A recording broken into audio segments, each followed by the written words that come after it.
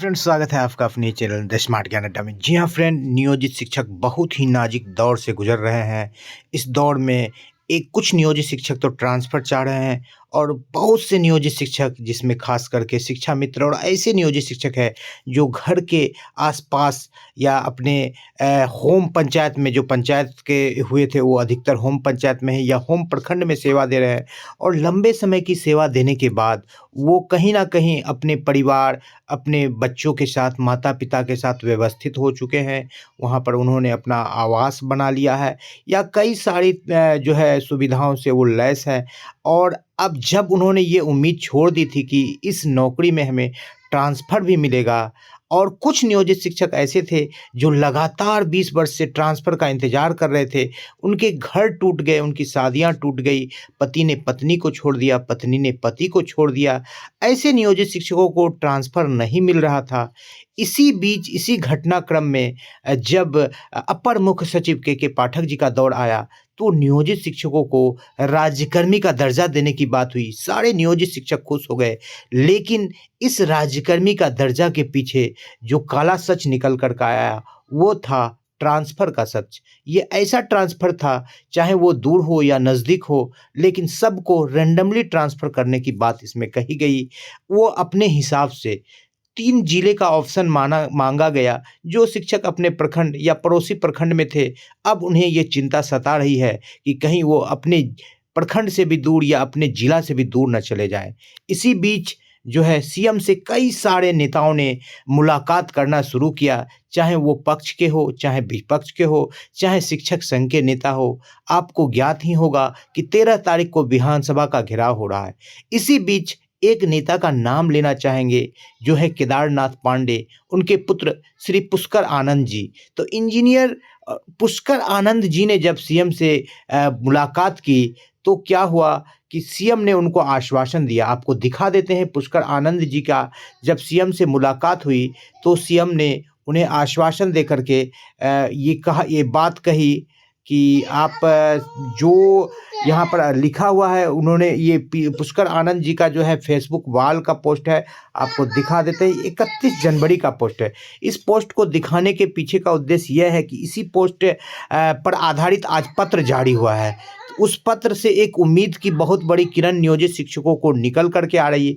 आज मैंने श्री नीतीश कुमार जी से मिलकर विशिष्ट शिक्षक नियमावली में सुधार की मांग की है। तो 30 तारीख को वो मुलाकात करते हैं, 30 जनवरी को, और 31 जनवरी को अपने फेसबुक वॉल से पुष्कर आनंद जी लिखते हैं, मैंने इस आशय का पत्र पहले भी लिखा था। माननीय मुख्यमंत्री ने कहा कि अभी तक इसमें संशोधन नहीं होना आश्चर्य का विषय है। मैं इसे जल्दी ही करवाता हूँ। उन्होंने मेरी आवेदन, मेरे सुझाव पर सकारात्मक रुख दिखलाया। तो ये बात हो गई। फिर पर्दे के पीछे से ये बात निकल करके आ रही थी, जैसा कि आपने सुना ही होगा, माले के विधायक ने ये कहा कि पिछले 2020 के चुनाव में नियोजित शिक्षकों ने, जब एनडीए गठबंधन में नीतीश थे, तो उनका साथ न दे करके नियोजित शिक्षकों ने तेजस्वी को वोट किया था, जिससे नीतीश कुमार नियोजित शिक्षक से बिल्कुल रुष्ट है और कहीं ना कहीं एक बदले के भावना को लेकर के पाठक को एक मोहरा का रूप देकर वो नियोजित शिक्षक से जो उन्होंने वोट नहीं किया, क्योंकि इनका मानना था कि मैंने ही नियोजित शिक्षक को अर्श से फर्श पर या 1500 से 40,000 तक के वेतन तक पहुंचाया है, और वो नियोजित शिक्षक जो है हमको छोड़ करके सत्ता परिवर्तन में तेजस्वी जी को वोट दे रहे हैं। जैसा कि आपको पता ही था कि तेजस्वी जी समान काम समान वेतन का नारा लेकर के चले थे चुनाव में, और डोमिसाइल हटाने की बात की थी। तो ये एक बड़ा जो है एजेंडा था, जो कि नियोजित शिक्षक जिसके पीछे भागे थे। भले ही वहाँ पर तेजस्वी ने भी उस जो अपने वादा को था वो पूरा नहीं कर पाए, लेकिन परिस्थिति ये अब आ गई है कि नियोजित शिक्षक न घर के हो गए हैं न घाट के। अब उनको उम्मीद की किरण नज़र जो आई है इस पत्र से, जिसको आगे आपको दिखा रहे हैं, उसी पत्र से उम्मीद की किरण निकली है। सचिवालय से पत्र जारी किया गया है। किस बाबत? जो पुष्कर आनंद जी जो मुलाकात किए थे नीतीश कुमार से, और नीतीश कुमार ने सकारात्मक रुख दिखलाया था और आश्चर्य बताया था, तो उसी आश्चर्य में पत्र निकला था। लेकिन आपको पर्दे के पीछे की बात बताया कि संदीप सौरभ जी कहते हैं कि नीतीश कुमार बदले की भावना से जो है नियोजित शिक्षक को प्रताड़ित कर रहे हैं। अब ये बात दोहरी दोनों अलग-अलग तरह की बात हो रही है। इसी बीच ये पत्र कहीं न कहीं नियोजित शिक्षकों के लिए एक संजीवनी बूटी का काम कर रहा है। जो नियोजित शिक्षक ऐच्छिक स्थानांतरण चाह रहे हैं, उनके लिए जी हाँ फ्रेंड, मुख्यमंत्री सचिवालय से पत्र जारी किया गया है। प्रेषक संयुक्त सचिव मनोज कुमार है और इस पत्र में इंजीनियर आनंद पुष्कर पूर्व प्रत्याशी सारण शिक्षक निर्वाचन क्षेत्र से प्राप्त 2 पत्र जो बिहार सरकार द्वारा जारी बिहार विद्यालय विशिष्ट शिक्षक नियमावली 2023 से संबंधित मार्गदर्शिका के तहत स्थानीय निकाय के सक्षमता परीक्षा के कतिपय प्रावधानों को शिथिल किए जाने बिहार विद्यालय विशिष्ट शिक्षक नियमावली 2023 में अपेक्षित संशोधन हेतु सुझाव से संबंधित है पर यथोचित कार्रवाई करने के संबंध में। तो आपको बता दे फ्रेंड, जो पुष्कर आनंद जी ने पत्र लिखा था उसमें पूरी तरह से ऐच्छिक स्थानांतरण की बात की गई थी और सक्षमता परीक्षा को शिथिल करने या समाप्त करने की बात की गई थी।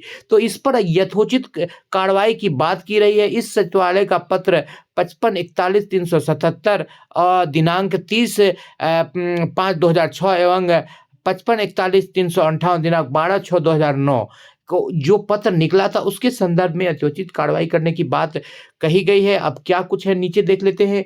महाशय, उपर्युक्त विषयक इंजीनियर पुष्कर आनंद पूर्व प्रत्याशी सारण शिक्षक निर्वाचन क्षेत्र का माननीय मुख्यमंत्री जी को संबोधित प्राप्त 2 पत्र संख्या 62 दिनांक 30/1/2024 एवं 61 दिनांक 30/1/2024 जो इस सचिवालय के संदर्भ संख्या QR कोड एवं संदर्भ संख्या QR कोड से वेबसाइट पर उपलब्ध है कि 2 मूल प्रति यथोचित कार्रवाई हेतु संलग्न है। तो यहाँ पर रेफरेंस दे दिया जाएगा कि वेबसाइट पर भी उपलब्ध है और उनका QR कोड ये और ये उनका QR कोड है।